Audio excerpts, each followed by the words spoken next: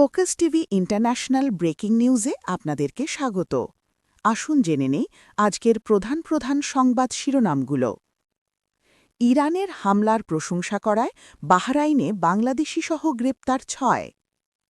ইরানে খাবার ও ওষুধ পাঠাচ্ছে আজারবাইজান।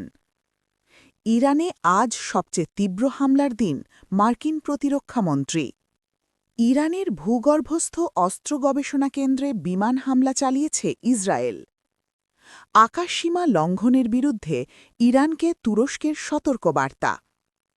ইসরায়েলের প্রধানমন্ত্রী বেনিয়ামিন নেতানিয়াহু মারা গেছেন এমন গুজবের মধ্যেই ন্যাশনাল হেলথ কমান্ড সেন্টারে তার পরিদর্শনের খবর এসেছে। পরিদর্শনকালে নেতানিয়াহু বলেন, ইরানের বিরুদ্ধে ইসরায়েলের যুদ্ধ এখনও শেষ হয়নি। নিজের প্রতি খেয়াল রাখুন, নির্মূল হয়ে যাবেন না, ট্রাম্পকে ইরানের হুঁশিয়ারি।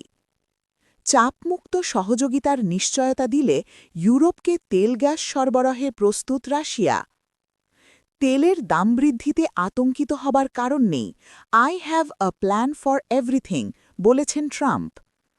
যুদ্ধ চলতে থাকলে বিশ্ব তেলবাজারে বিপর্যয়কর পরিণতি ডেকে আনবে আরামকোর সিইও।